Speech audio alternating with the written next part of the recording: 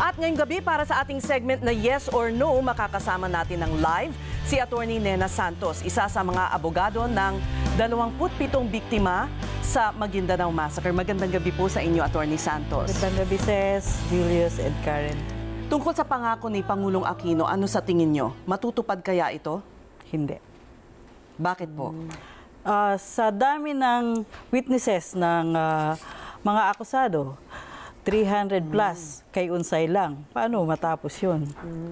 Eh kung yung sa akusado, sa prosecution ngayon, 170 plus yung na-present namin. Inabot tayo ng 4 na taon, mahigit. So hindi matatapos ng 2016. Pero ito nga daw ang ginagawa ng DOJ para mapabilis, para itong 28 ay mauna ng makonvict. Anong basis?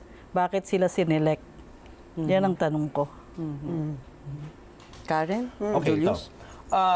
Ito, binabasa ko kanina yung background nitong kaso. 2011 pa ho, attorney, sinasabing may alitan na yung mga private at government prosecutors. May mga nag-resign na rito. Ano po sa tingin nyo ang solusyon para once and for all, umusad na po ng dire-diretso yung kaso na walang sagabal? Wala hong personal na alitan. Sa trabaho po, sa strategy, sa pag-ayos ng mga witnesses o pagpresenta ng mga witnesses, doon po kami nagkakatalo. So, wala hong personalan.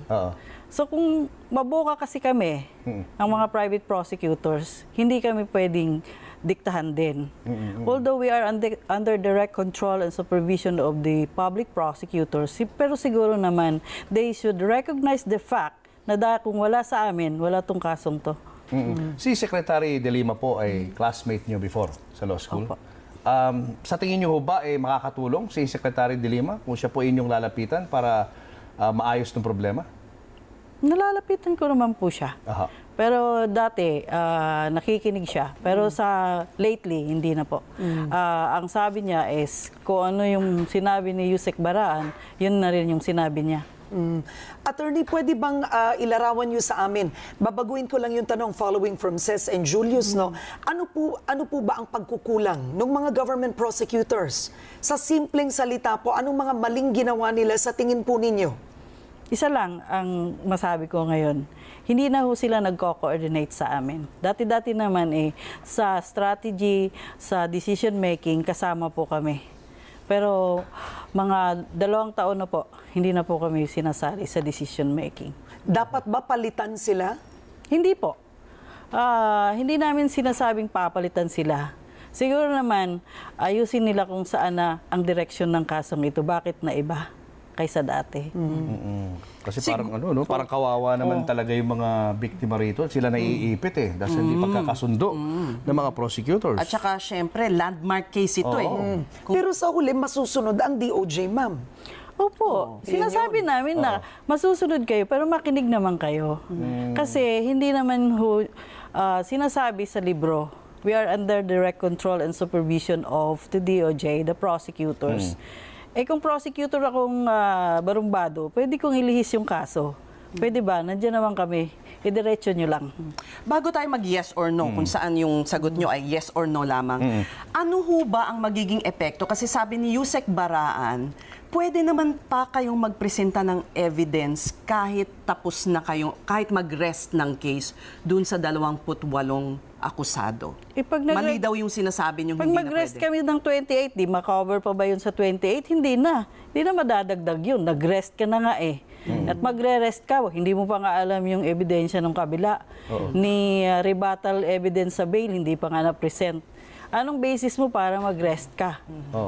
Bakit minamadali? Iba yung speedy justice, iba yung in haste. So sinasabi namin, hilaw pa. Hintayin muna. Makapresent sila ng evidence sa rebuttal ng bail para malaman namin kasi marami pa kaming mapipresent na witnesses. Kung nag-rest ka, paano na? Wala na. Ganun pala yun. Pag nag-rest ka, wala na. Wala na. Pero bakit tiyak ang DOJ? Mukhang tiyak sila na may conviction. Parang ganun ang dating kasi gusto na nila madali. Tama, yun ang sinasabi ng DOJ. They want to send that message. Saan ang message? Sa amin, hindi niya kami makumbinse. Kung hindi nga niya kami makumbinse, Yung ibang tao pa kaya. So paano po magiging magiging ending nun? Ang ibig lang namin sabihin, pag-aralan mabuti, kasi mayroon pa maraming witnesses pa ho eh. Oo. Ayaw lang nilang i-present. So hindi pwedeng mag-rest hanggat hindi ko kayo pumapayag? na Hindi mag-rest? naman sa ganun. Kundi pag-usapan. Okay. Kasi, pakinggan muna kami. Hindi yung, eto na yung decision namin, eto na yun. Okay. Finish or not finish, Okay. pass your paper. Oh, ito yes or no. Ang sinasabi ng kabilang panig, gusto nyo lang maging pinuno ng panel. Kasi yung ginawa nyo, napakalaking dagok yun na isinapubliko nyo, hindi kayo magkasama-sama. Hindi ako pwedeng maging pinuno ng Yes or panel. yes or no Yes lang. or no? No. No. Okay. No. Pwede kayo mag-elaborate mamaya. Okay. Binibenta na ba ang kaso ng DOJ? Yes or no? Cannot answer. Ah, bakit? I refuse to answer. Uy, parang korte ah. I compel you, ganun eh. Bakit po? Anong dahilan? Bakit hindi kayo pwede makasagot? Sa ngayon, ilabas ko yung ebidensya, tsaka ako sasagutin. Okay. May maaasahan po ba ang hustisya pa rin ng pamilya ng mga biktima ng massacre? Opo. May magagawa ho ba si Pangulong Noynoy para mapabilis ang pag-usad ng kaso? Opo. May mga government prosecutors po ba sa kaso na nababayaran ng mga kalaban kaya nagkakaproblema kayo ngayon? I will remain silent. Yes or no nga lang.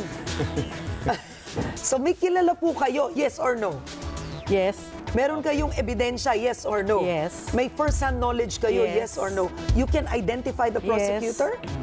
Ba't ayaw niyong sabihin sa ngayon? Di pa. It's not the right time. When will the right time be pag talo na yung kaso? Hindi naman. O nga, no? Hintayin mo lang. Oo. Yes or no? O sige. O yun na, Ben, isa na lang. May special treatment po ba ang mga ampatuan at iba pang akusado? Saan? Sa jail? May GMP? Hindi ko masagot. Ay, okay. Okay. May follow-up lang ako doon sa sa mga sinasabing nababayaran ng mga prosecutor. Mga ilan po ba sila? Isa lang ho ba ito o Marami. marami? So ang sinasabi niyo, hindi mismanaged, kundi may ibang dahilan. Oo. Hindi mismanaged. Pwede mo kasing palabasin na mismanage eh. Pero deep inside, ano bang rason? Oo. Pero nakakatiyak kayo sa akusasyon Opo. yung to, ha? Sinabi ko na nga, I dare the secretary. I will file cases against those who are involved. Pero ba't di nyo na ibulgar para palitan sila? Ayoko kong palitan sila. Kasi responsibilidad nila yun eh. So dapat tapusin nila yung kaso. Oo. Kasi kung ganun lang ang ang gagawin sa kanila na palitan mo lang, ay nasaan yung nasaan pero yung paano responsibility kung niyan? totoo nga na tumanggap nga ho ng pera, di ho ba delikado yun pag meron kayong mga kasamahan na pabor doon sa kabilang panig? Babantayan namin. Okay.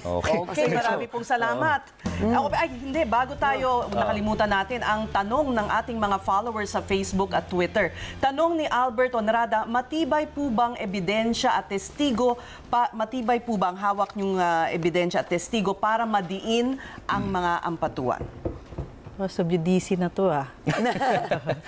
Baka ma-subjudice na naman ako nito. Oh, Nakawalong contempt na ako eh. Okay, sige. Pero We respect syempre that. may paniniwala kayo dapat sa inyong kaso. Dapat. Yes, we believe. Alright, so abangan natin kung ano mga magiging follow-up dito. Loaded Marami pong ka pala salamat. tonight. Attorney Nena Santos. Thank you.